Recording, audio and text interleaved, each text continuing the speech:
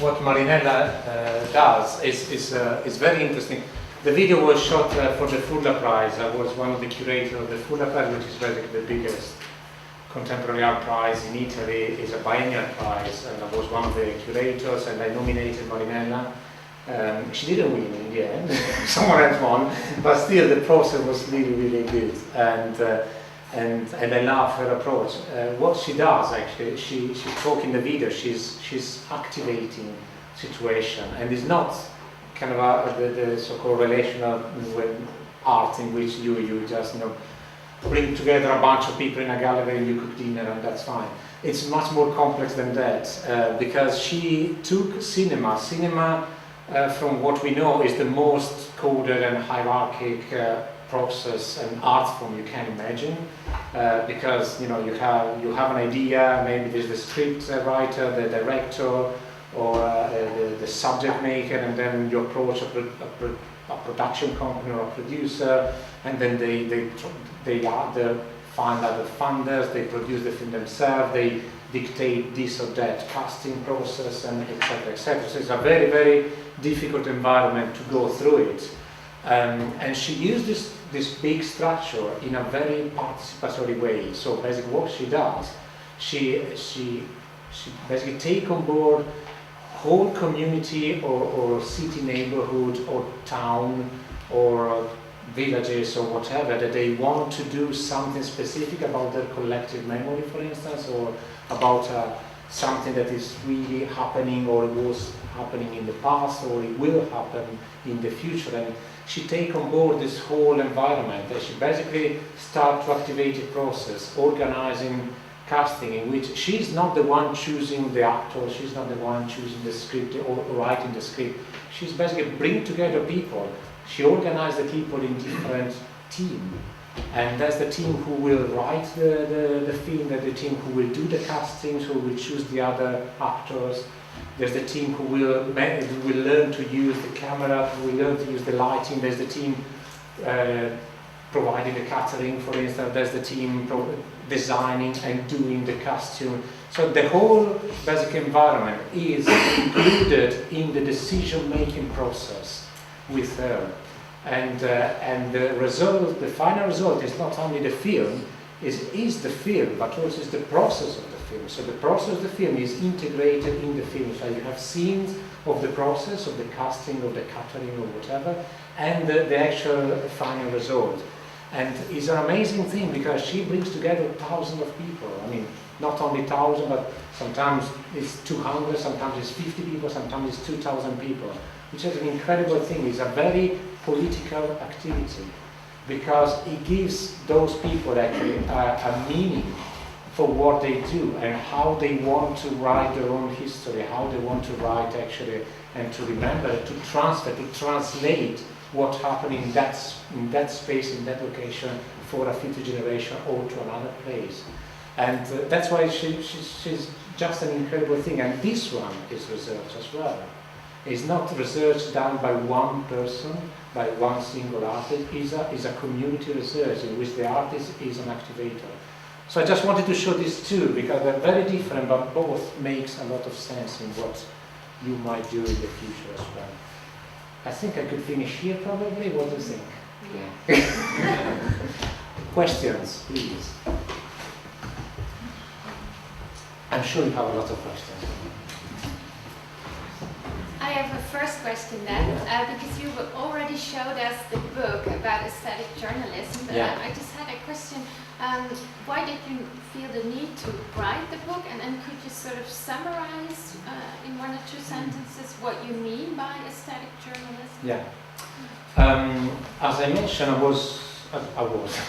I still consider myself an artist, and in 2003 I was commissioned to do a work, which is the classical commission you get in the art field. You're commissioned to do a work about the bridge in Istanbul connecting Asia and Europe, as cheeky as it might sound. But this is the sort of things that you will get it. I'm sure you will get it. And so, okay, fine. So I invited a colleague. I rarely work myself. I get bored to work by myself. So we went to Istanbul and we discovered that there's not one bridge, but there are two bridges actually connecting Asia and Europe. That's first thing. And then we started to do the series of research, library, reading, internet, interview, meeting people, going to the bridge, and blah blah blah, seeing who's living under the bridge or close to the bridge. And we came back and we realized a 3 minutes audio installation at the beginning that it was transformed into a video installation, and we presented it in a gallery in Berlin and a gallery in Copenhagen in 2004, so the year after. And it went very well, they were all happy, it's a nice piece. But then I started to say, why was I commissioned to do an art piece and I came back with a journalistic report? I couldn't really grasp why I was doing this, why I had this approach, and what was the need actually to do it. And then I realized that it was not just me, it was a lot of artists actually taking on board journalistic methodology, let's say, which could be the interview, it could be the documentary style, the voiceover, the graphic visualization, the bringing on statistics, for instance, as kind of visualization. And so I started to investigate where it comes from and who were doing this thing at the moment, who were the most kind of, not the most prominent, because in the book there are 8 artists, but art projects, dealing with what I call aesthetic journalism, or a sort of a interaction between art and journalism. But there are 8 different, diverse approaches, all of them taking on board the journalistic element in very different ways. And more importantly, I wanted to know the futures and how it was to transform the art scene and how it was transforming itself, this idea of aesthetic journalism. Because it wasn't just, this tendency started probably in a massive way back in the 60s, even before, but in the 60s when you have the reflex camera, the 35mm camera, widely available, then it becomes kind of a first tool for artists to document the social reality and bring it back to the gallery as an art piece. And then in 1997, you probably know Documenta, this big international forum every 5 years in Kassel in Germany, which started after the Second World War to address the situation, the cultural situation after the Second World War. It's basically the major forum of contemporary art now. And in 1997, it was actually the turning point in which the so-called documentary art was established. So most of the artwork in Documenta in 1997 was about, they had a documentary approach. Even critical, not embracing the documentary straightforward, but this idea of journalism and documentary was really, really massively present. It was, and then 5 years after, in 2002, another time, when they thought it was called the CNN Documenta at that time, just to give you an idea.